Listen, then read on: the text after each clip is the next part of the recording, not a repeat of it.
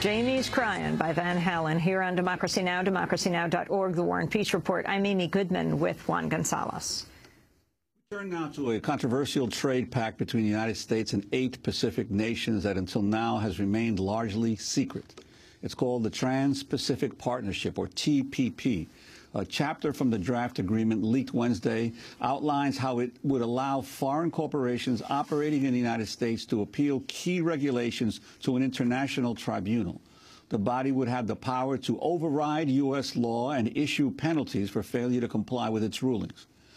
The agreement is being negotiated by the U.S. Trade Representative Ron Kirk, appointed by President Obama, but the newly revealed terms contradict promises Obama made while running for president in 2008. One campaign document read in part, quote, "We will not negotiate bilateral trade agreements that stop the government from protecting the environment, food, safety, or the health of its citizens, or give greater rights to foreign investors than to U.S. investors." Earlier leaks from the draft Trans-Pacific Partnership Agreement exposed how it included rules that could increase the cost of medication and make participating countries adopt restrictive copyright measures. No one from the U.S. Trade Representative's office was able to join us, but in a statement to Democracy Now!, they said, quote, "Nothing in our TPP investment proposal could impair our government's ability to pursue legitimate, non-discriminatory public interest regulation." For more, we're joined by Lori Wallach, director of the Fair Trade Group Public Citizens Global Trade Watch. The leaked documents were posted on her organization's website early Wednesday morning. Lori, welcome to Democracy Now! Explain what the documents show and what this agreement is about.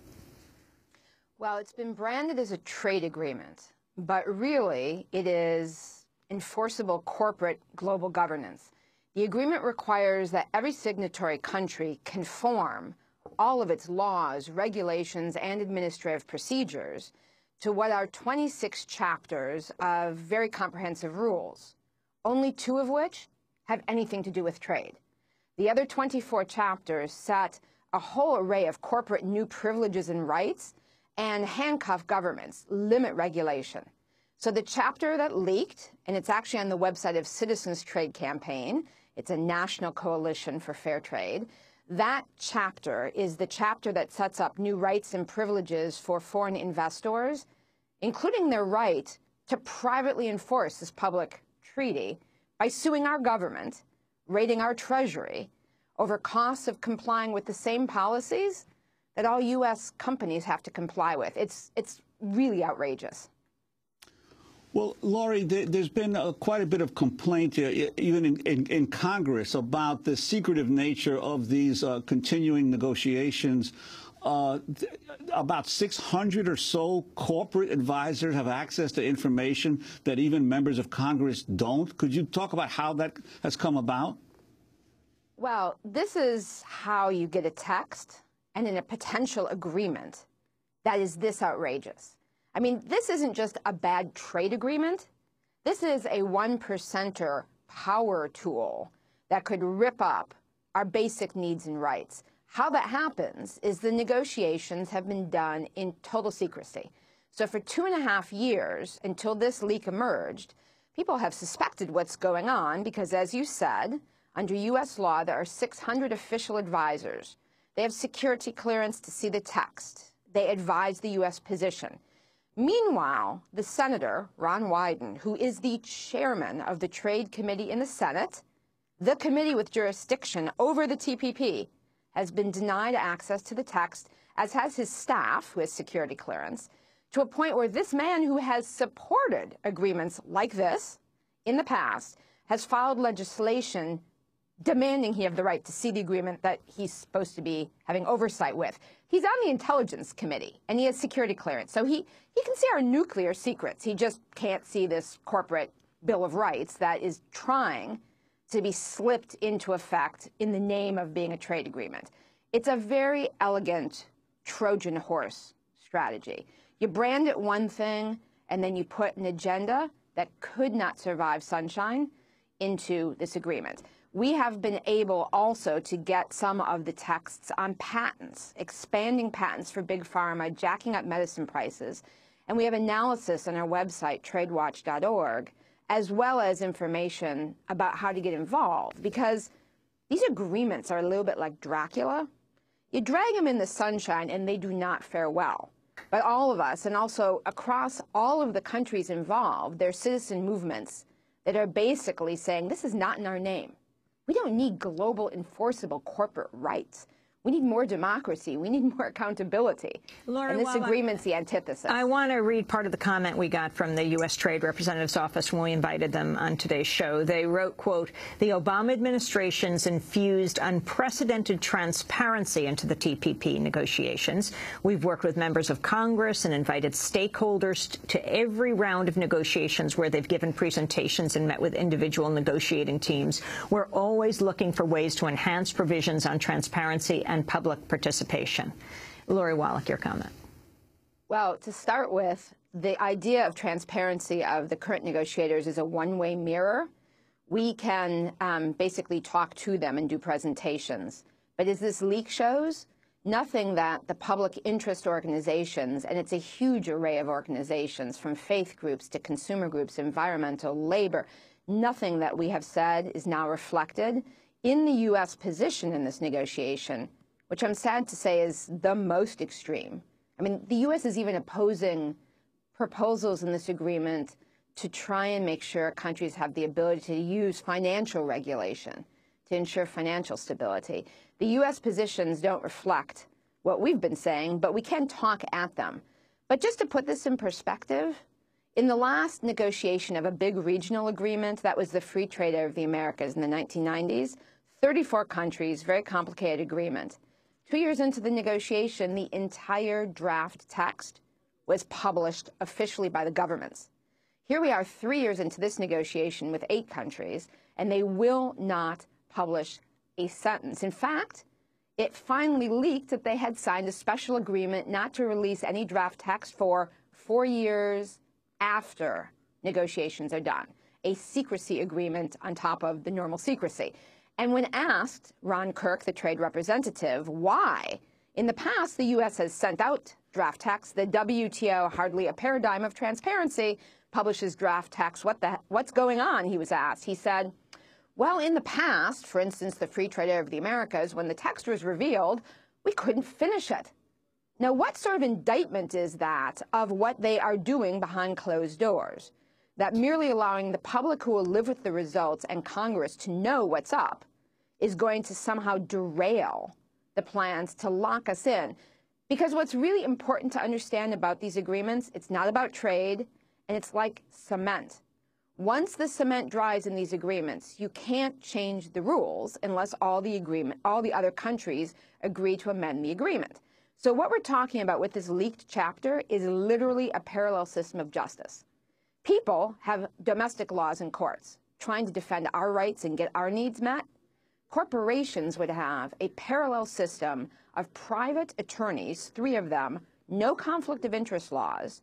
The U.S. and the other countries would submit themselves to the jurisdiction of this corporate kangaroo court. And these 3 random attorneys would have the right to order the U.S. government to pay unlimited amounts of our tax dollars to corporations and investors who, A, claim regulatory costs need to be refunded, or B, are saying they're not being treated well enough, regardless if the policies they dislike are the exact same ones that apply to all of us. Even under NAFTA's system, which has some of this, $350 million have already been paid out to corporations by governments over toxics bans, zoning laws, timber rules. This is a sneaky outrage, and if people actually put a spotlight on it, we can stop it. So, Lori, I wanted to ask you, you mentioned the 8 nations that are involved in the negotiations. Which nations are they? And also the issue of the way this is being negotiated, the number could expand dramatically in the future. Could you talk about that? Well, the reason why it is so incredibly important that this agreement be exposed is this could well be the last agreement that's negotiated. So many of your listeners and viewers have been involved in the sneaky way trade agreements have been used by corporations to limit regulation and to foster a race to the bottom since NAFTA. And each of these agreements has gotten bolder, more expansive in its limits on government regulation and its granting of corporate powers. This one could be the end, because what they intend to do is leave it open once it's done, for any other country to join. So this is an agreement that ultimately could have the whole world in it as a set of binding corporate guarantees of new rights and privileges enforced with cash sanctions and trade sanctions. It is not an exaggeration to say that the TPP threatens to become a regime of binding global governance, right at the time that the Occupy movement and movements around the world are demanding more power and control. This is the fight back. This is locking in the bad old way plus. And in addition, the way that the agreement is being negotiated, these rules would require that you not only change all of your existing laws, so good progressive laws would have to be gotten rid of, but that in the future you don't create new laws. Now, the agreement now includes Australia, Brunei, New Zealand, Singapore, Chile, Peru, and Vietnam, as well as the U.S., plus Malaysia has now joined. And the agreement includes all of the NAFTA-style privileges that promote offshoring, but more drastically, it has all sorts of new corporate privileges. So the right to extend medicine and seed monopolies to jack up medicine prices, even the right to challenge formularies, medicine prescription group buying plans, for instance, what the Obama administration has put in their health reform bill. They are at the negotiating table behind closed doors trying to kill the right to use for other countries. Or the financial rules would have just a limit. Countries aren't allowed to ban risky financial products or services at the same time that we're trying to issue regulations under financial reform. And the agreement even meddles with how we spend our local tax dollars. For folks around the country who are doing sweat-free campaigns, who are doing living wage campaigns, green buying campaigns, this agreement says, A, you can't have local preferences, so no Buy New York State preference to recycle money back in your state, your tax dollars, no Buy American, but also conditions like a product has to have recycled content or that uniform has to be sweat-free. Those kind of conditions can be challenged. It is an incredible corporate power tool. It's only gotten this far because it's been secret. And people in the other countries don't want it either. But our government is the one that's largely pushing the most radical provisions, which is why it was so important for this text, which everyone can see an analysis of at tradewatch.org, to be made public, to make people aware of what's really going on. Lori, the last round of negotiations on the trade agreement took place in Dallas. While there, Obama's appointed trade representative, Ron Kirk, spoke at an event for the local business community. The Yes Men took the opportunity to present Kirk, the former mayor of Dallas, with a mock award. This is a clip. Hello, thank you so much for being here. My name is Git Habersall, and on behalf of the Texas Corporate Power Partnership, we are very, very pleased to announce that the U.S. trade negotiators are the winners of our 2012 Corporate Power Tool Award.